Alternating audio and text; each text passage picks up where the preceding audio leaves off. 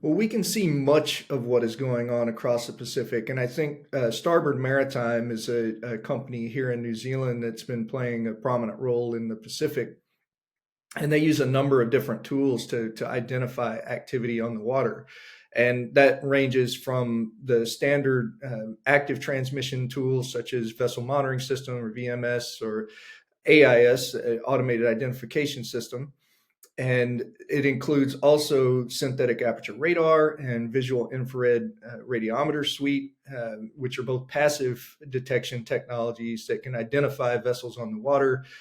Maybe not the actual name or license of the vessel, but they can see the vessel on the water. And there's additional technologies coming available that incorporate radio frequency detection. One of them is even being developed to listen in on conversations over their marine radios to identify particular key words using artificial intelligence. And so I think the real message that comes out of this is that nothing on the surface of the ocean is invisible anymore. That we should accept that we can see where people are fishing and what types of activities they're engaged in based on their vessel tracks. And that this level of transparency is creating a responsibility on the fishing industry and accountability across the fishing industry in a way that has previously been unavailable.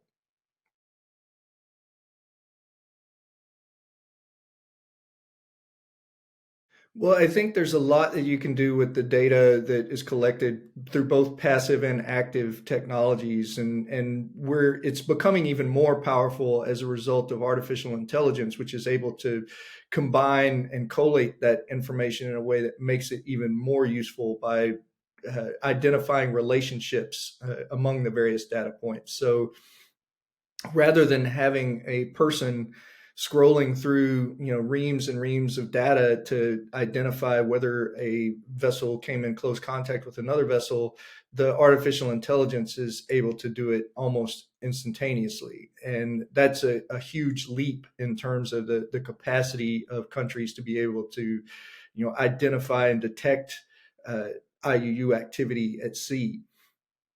So I think that what we're also seeing with respect to those technologies is that they are a queuing technology. They help identify historic patterns and current patterns that allow us to better target resources like our aircraft and our patrol boats to go out and do high seas boarding inspection or take closer looks at various activity that might be occurring offshore.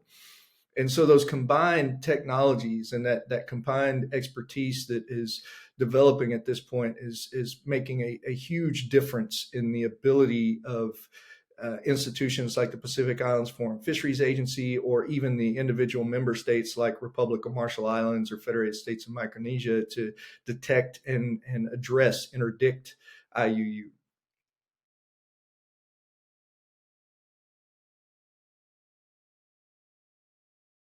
I think we are more so than we've been able to in the past, and it's been a direct result of the technologies that are available. For many years, the idea has been that what happens at sea stays at sea. That it's invisible. What occurs far from our shores, we'll never have any full understanding of because it's so far away and it's invisible. Um, that's changed now. We can see, not only what's happening with respect to the use of satellite technology to see where vessels are fishing and how they may be interacting, but we also have camera technology that's being deployed on vessels and will be increasingly deployed that'll tell us exactly what's happening on board those vessels with respect to bycatch or even human and labor rights on board those vessels. And that's going to play a huge role. It's one of the reasons that we as WWF have instigated the Seafood and Fisheries Emerging Technologies Platform, which is a biannual conference that we've supported in previous years. It's now its own freestanding entity.